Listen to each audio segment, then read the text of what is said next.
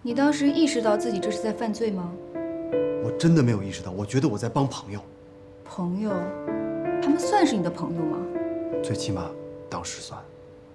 那他们一直是以这种朋友的身份指使你做的这一切？从那件事以后，完全都变了。哎，欢迎哥，哎，哎呀，哎呀，可回来了，好久不见，哥回来了，回来就好。哥能活着回来，全靠你。哎呦哎呀，你这说，我就帮一个小忙嘛。哎呀，你俩大男人别肉麻了，抱来抱去的，还没吃饭呢，饿死了。今天哥做东，咱喝个大的啊！别喝太大，胃不行。知道为什么今天没叫弟妹来吗？为什么？哥带你去个好地方，先吃饭，走。走了，神秘。先吃饭。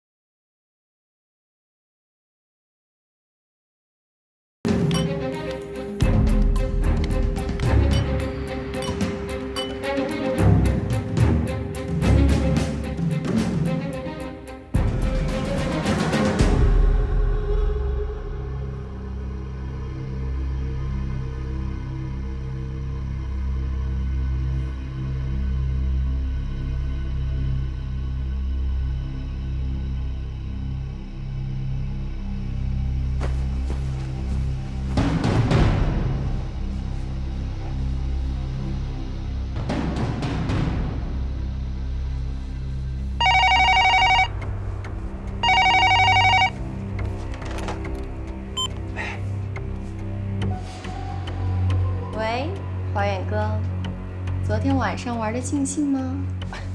你谁啊？连我的声音都听不出来了，人家好伤心啊。李婷是吧？哎，怎么回事啊？给我弄这屋里啊？那得问你自己啊。问我自己什么呀？我昨晚喝大了，我什么都不记得。我跟你说，我现在闯祸了，你知道吗？怎么办呢？你放心，我不会告诉嫂子的。但是什么？啊？但是你得帮我一个小忙，什么事情？就是上次你帮刘哥偷出特种钢材那只泪的事情啊。你到底谁啊？哎呦，你自己都说过的，我们是你的朋友啊。我和刘哥会无微不至的在你身边关怀你，直到你死。好啦，你再不回家，嫂子真该担心你了。有什么事情呢？我会给你打电话。哎，我告诉你，我不会再帮你干这个事儿了啊！你彻底死心吧。你很快就会改变主意。喂，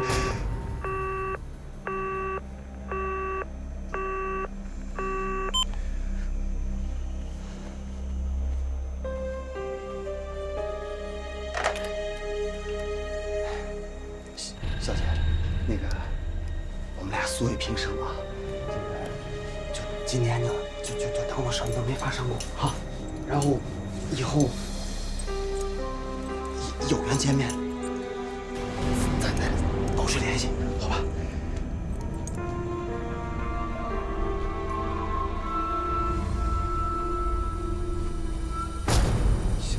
小姐。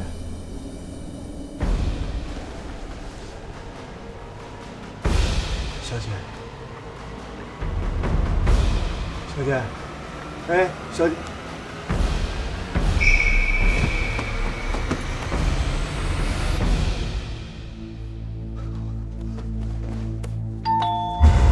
谁呀？打扫房间吗？不需要。哦，好的。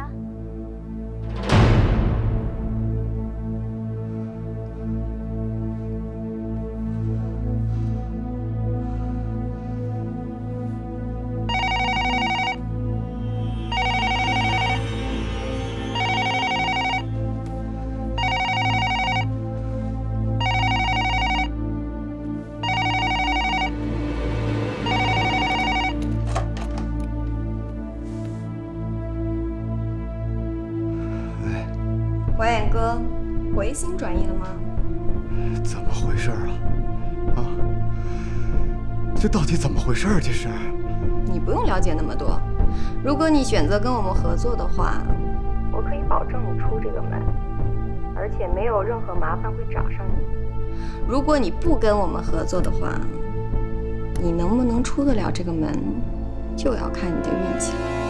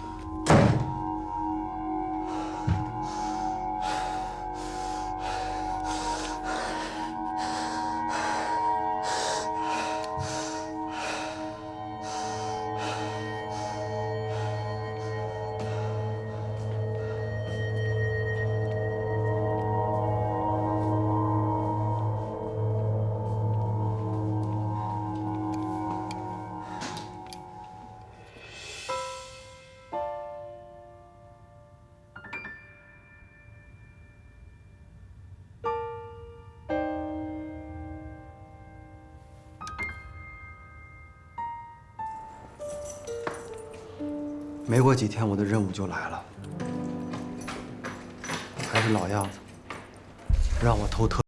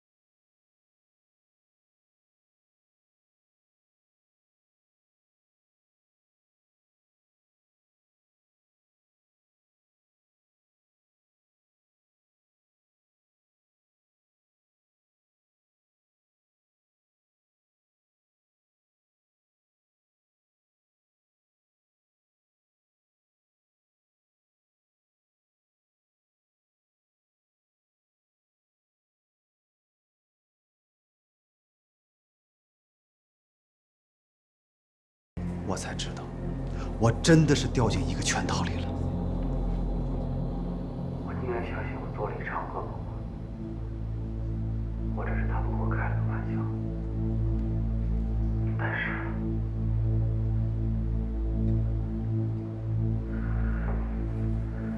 我想请求你们给我做一个判断。一个人想要用他自己的辛勤劳动换取美好的生活，错了吗？当然错了。为什么？错在哪儿了？错在这个人是一个保密单位的中层干部，而且受过系统和严格的防御训练。因为你自己的一丝贪念，你闪失了。当你动了这个念头的时候，你就已经开始错了。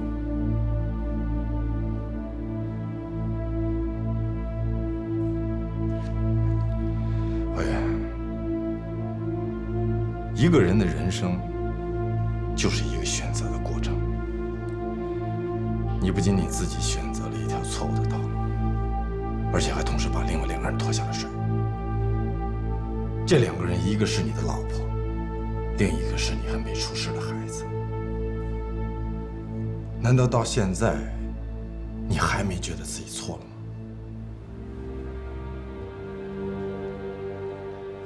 错了，错了，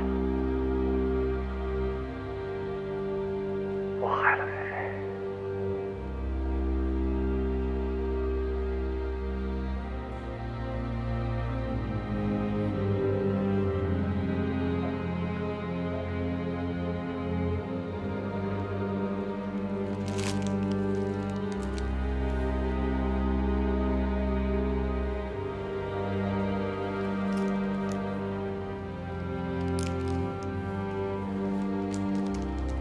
怀孕，你先冷静一下。这个人，你认识吗？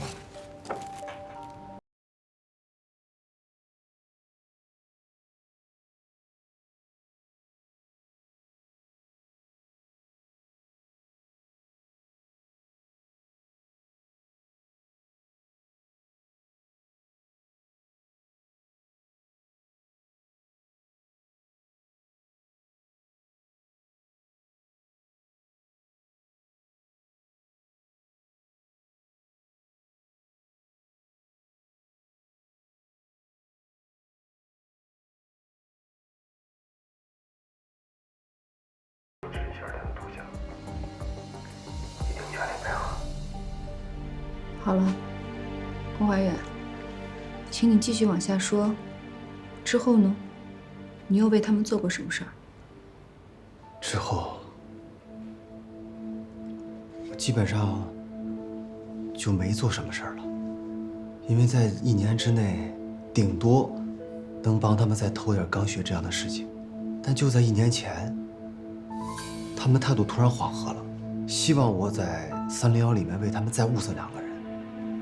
于是你就盯上了刘子岸和蒋文所。我用了半年的时间精心观察。由于工作的原因，我很容易能接触到301的支援。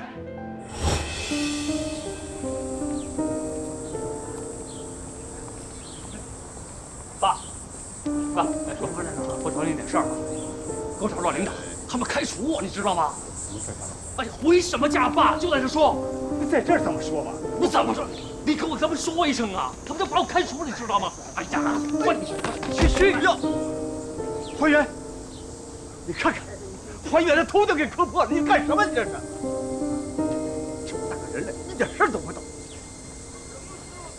怀远，对不起啊，没事。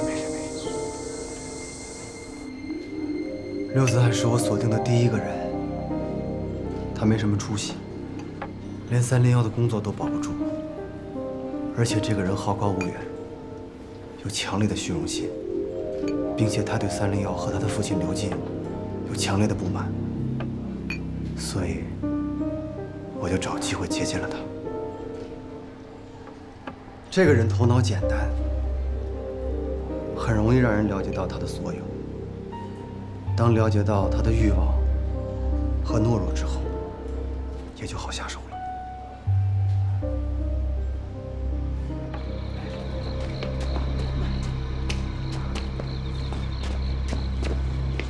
来这边。来，慢点啊！哎，慢点，慢点。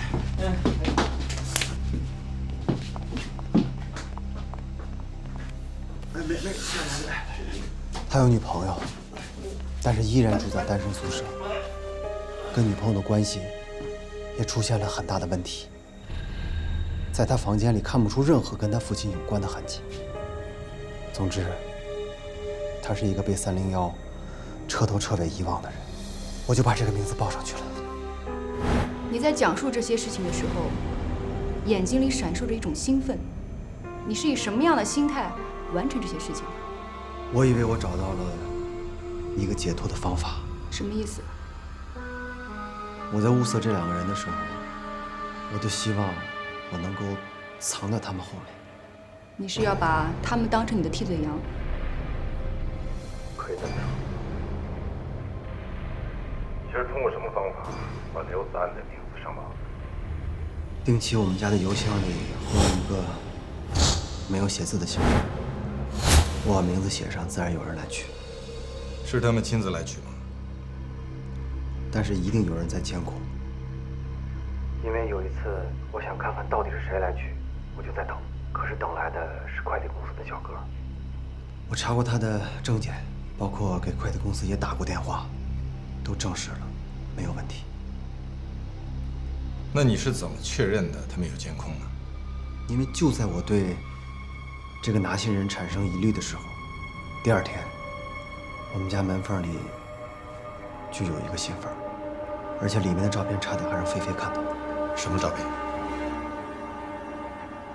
就是我在赌场里和房间里跟那个不认识女人的照片。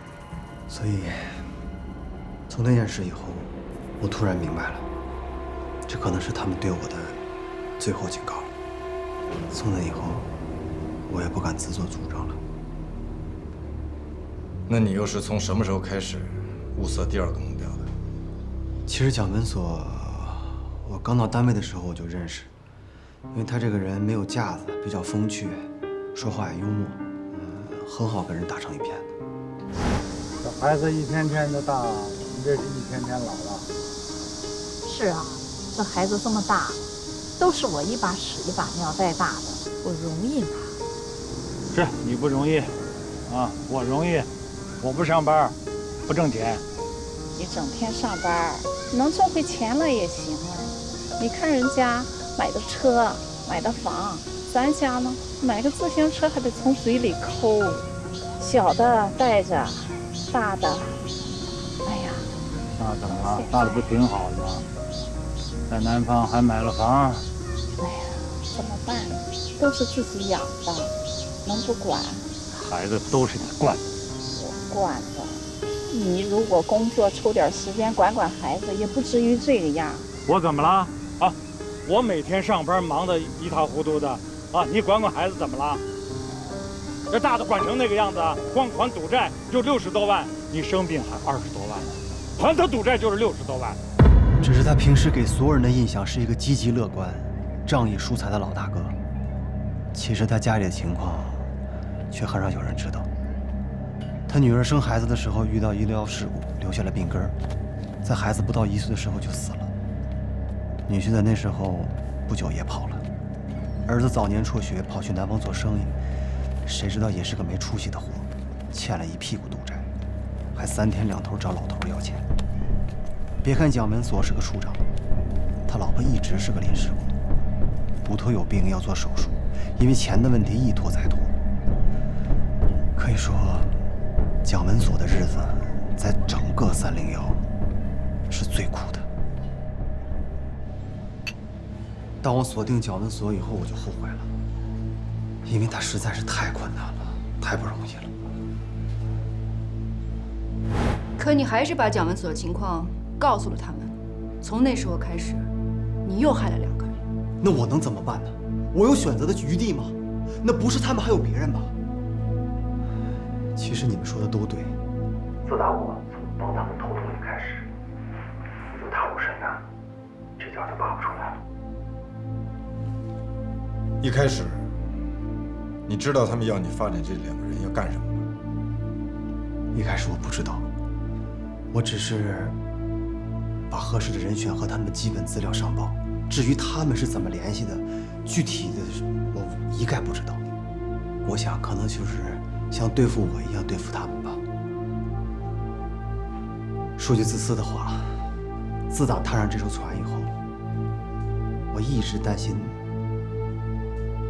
他们会伤害到菲菲。当我得知他们对菲菲没有任何意思的时候，我甚至还有些庆幸，因为毕竟刘子安和蒋文锁跟我没什么关系嘛。没什么关系。你说这句话的时候，还有没有一个人最基本的良知？龚怀远，你还打算躲避到什么时候？出了问题，先在别人身上找毛病，以此来让自己的内心得到解脱，对不对？说的都对。其实从这件事以后，我才知道我跟菲菲的感情为什么发生了变化。就是因为这件事，我也不再是以前的我了，而且菲菲也有所察觉。但是我没有想到的是，菲菲居然为了我一直在改变，而我却把她的这一番心意理解成另外一个意思。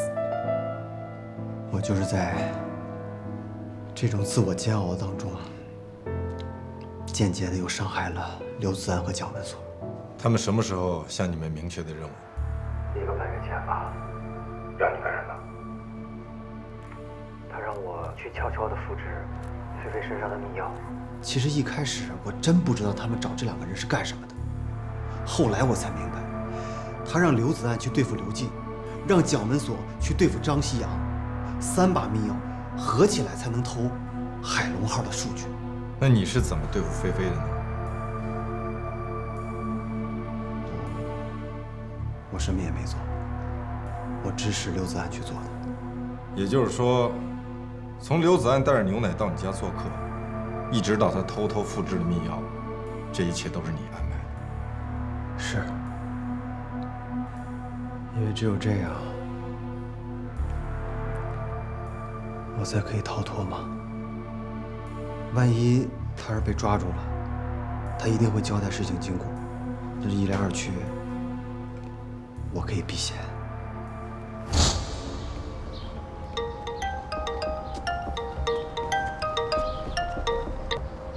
喂，姚先生，该拿的东西拿到了吗？哪有那么容易啊？我跟我爸平时不怎么联系，这2天见面已经很频繁了，他会起疑心的。那是你的事情，我要的是结果。可是我……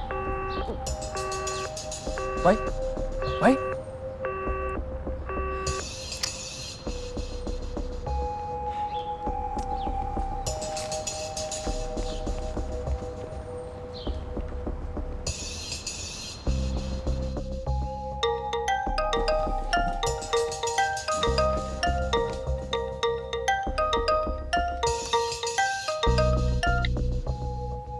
喂，姚先生，有完没完啊？有本事杀了我得了！我知道你这边很害怕，别着急，我给你准备了一件小事，让你调整一下心情。怎么，还有别的什么事儿？算是练手吧。说吧，要干什么？今天晚上去趟龚怀远家，给他送一箱牛奶。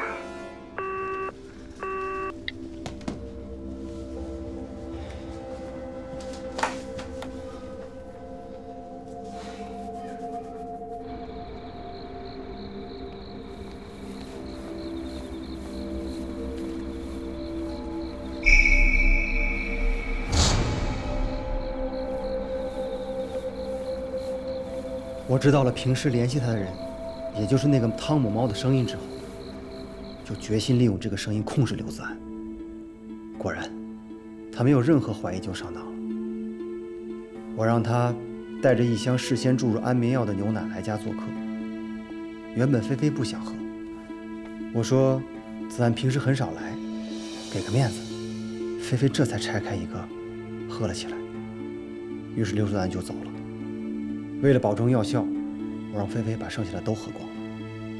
等确定熟睡后，我就开始给刘子安做着所有的准备工作。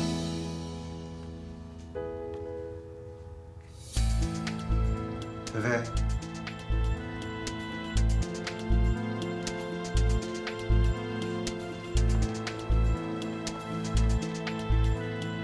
菲菲，菲菲。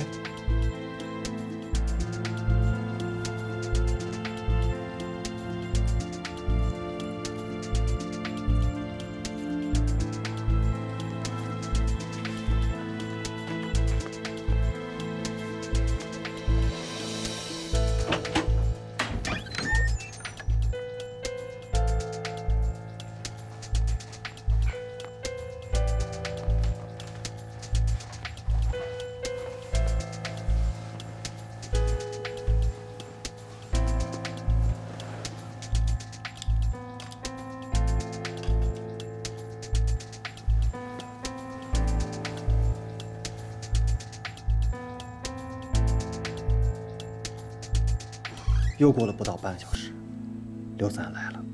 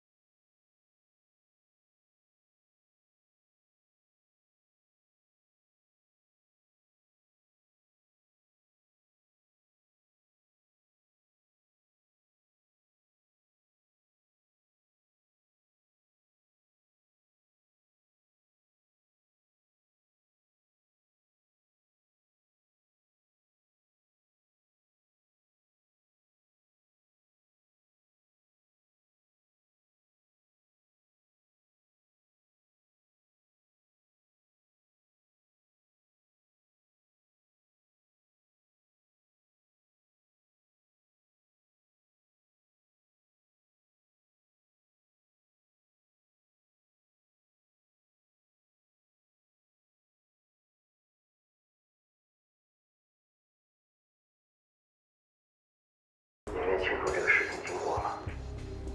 刘子安一直以为是他偷了菲菲的迷药，这即使他被抓住，我也可以摆脱嫌疑。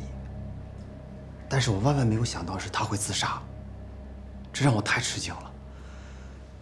所以，有一度我甚至还替你们担心，怕你们找不到线索。还让你替我们担心，真是过意不去。可是怀远，你怎么会觉得刘子安是自杀的？不是吗？哎，单位里的讣告是这么写的呀。凭你的观察力，还有你对刘子安的时刻关注，你会轻易的相信单位的讣告吗？他杀，我就说嘛，要是自杀的话，太不合理了。他真的是他杀吗？你先告诉我，后来他们又给了你什么进一步的指示了？后来就没有了，因为我知道蒋文所偷迷药也成功了，我们的任务就完成了。小辉，你就没有想过他们为什么要让你们三个人去复制迷药吗？哎呀，有了3把迷药，才能开启数据终端库的大门嘛。谁去开呢？一个外人不可能大摇大摆地走进301的办公楼吧？那么开启大门的人，必定从你们3个人当中选择。我明白你说的意思。其实我说实话，我曾经一度认为他们选择的是我，但是我万万没有想到他们选择了教育所。你怎么知道他们会选择江文所？不是他呀。哎，他不是被你们抓走了吗？他没有去书记中团库。我现在的问题是，这些事情你是怎么知道的？哦，是这样。其实我一直都在关注刘子安和江文所。那天江文所去海龙号去做设备检修，我当时我就觉得不太对劲儿。你包括后来那天下午就再也没有人见过他。包括我去找他老婆，也说他出差了，所以我推理，他应该是在书记中团库被你们抓住带走了。不错，很有逻辑的推理。这个不难猜。何源，我想再问你一遍，以你这么好使的脑子，你真的觉得子安是自杀了吗？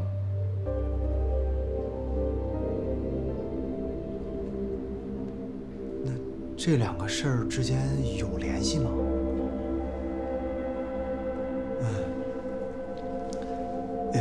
有什么问题你们就直接问，这样绕我也不太清楚。委员，我想我必须要让你清楚一件事情。你说，我们是真的想帮你。我明白，要不然我也不会坦白这么多。而且我是真诚的希望戴罪立功，为了菲菲和我的孩子。好，既然你都这么说了，那我想向你确定最后一件事情。行，你真的确定你把你知道的所有事情都告诉我们了？确定。确定。对。好，那从现在起，如果再出现新的证据和线索，将会对你非常不利。不单单不会减轻你的罪行，而且还会因为你的知情不报或者隐瞒，加重罪行。这一点你明白吗？我明白。那我再跟你确认，你真的确定把你所有知道的事情都跟我们讲了？你不用着急回答，你先考虑考虑，想好了再说。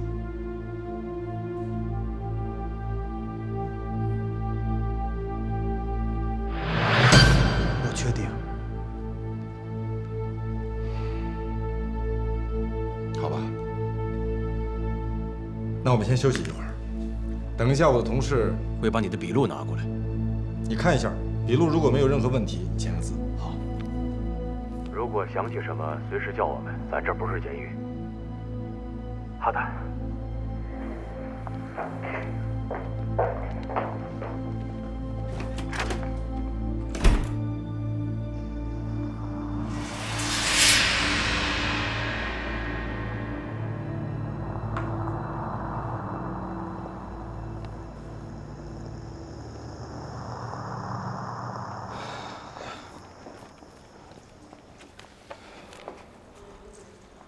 你怎么看？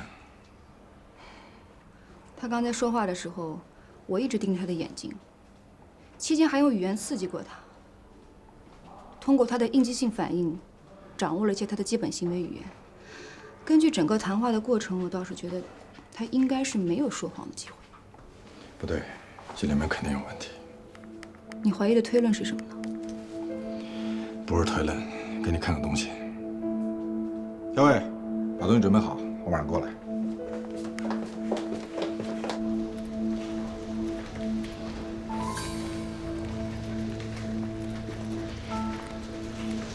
这段时间把弟兄们给累坏了。你也去休息一会儿吧。哪儿感谢？准备好了吗？好了，这边。好吗？哎，好了。你让我看这个干嘛？别动。小伟，是，可以了吗？稍等。可以了。这是15号海龙号项目组办公室的一组画面。在确定了龚怀远为嫌疑人之后，我在去新城的路上，请申兵申处长帮我找出来的近2个月的海龙号项目组画面。在你们刚刚突审龚怀远的时候，这是申兵处长突然带过来的。他说近2个月有不少龚怀远出入海龙号项目组的画面，但无非就2种情况：一去总办公室送文件，二给商菲菲送东西。只有15号这天，他在郝龙浩项目组逗留的时间最长，而且经过了数据终端库的走廊。你们来之前，我已经把所有有关他的画面都挑出来了。好，找出一点了吗？暂时没有发现。你就是想通过这个来证明龚怀远是不是有所隐瞒？没错，这是最后的证明了，所以必须仰仗你。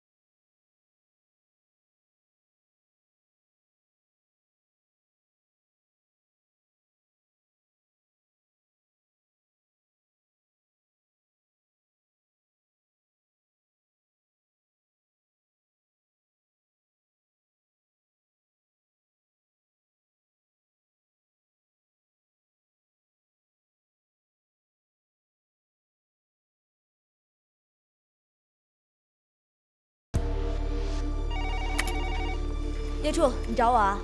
龚怀远还在那确认笔录。这件事情啊，你先找人替代一下。你现在马上去301，进数据终端库的电脑里，给我找出最深层的数据进出档案。现在去啊？马上。哎，周局的答复还没下来呢，要不要再等等？再等黄花菜都凉了，反正早晚得下来。你现在就去门口等。是。别自己去，带个人。知道了。给每个人分发深层数据程序，每个人一个单元，尽快找出被修改的部分，还原原始数据。明白。天亮了吗？你猜？没有。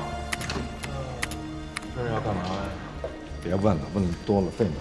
快接着睡吧，快。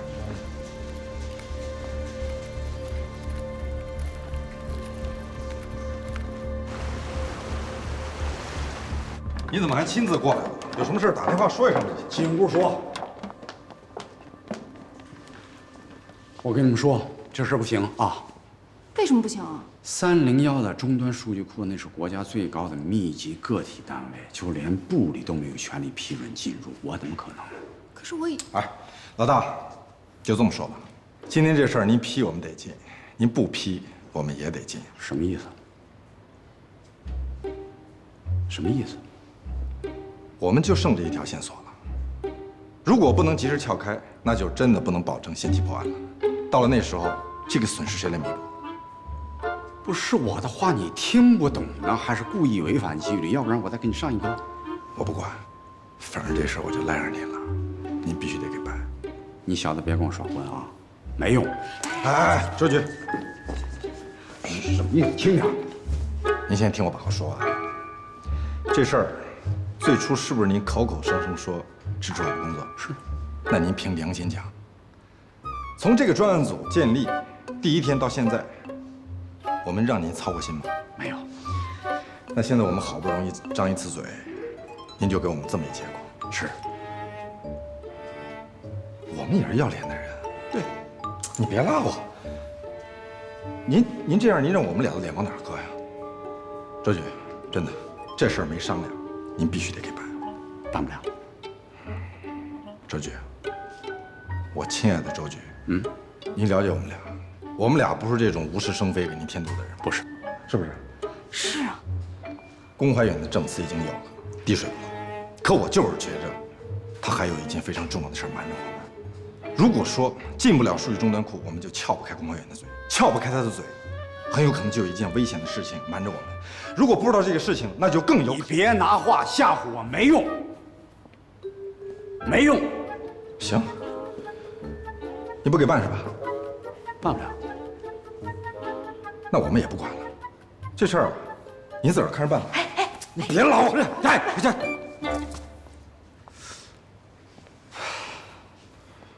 不是，你能看看现在几点了吗？啊，就是要办。这样吧，明天早上我去给你试一试。我们的人已经在路上，还有半个小时就到了。你太过分了，你。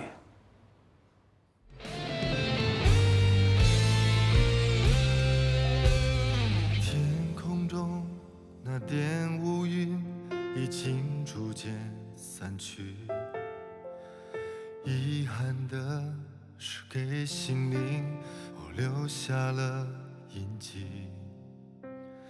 不好的都已过去，幸好剩下回忆。而我们无法知道未来命运，但要学会勇敢面对失去。哦，我知道你此刻有多么的伤心，最看不了你这样的哭泣。你不孤单，我的心有你的一半，不用说话，我也看得见你的伤疤。你不孤单，快把眼前的泪擦干，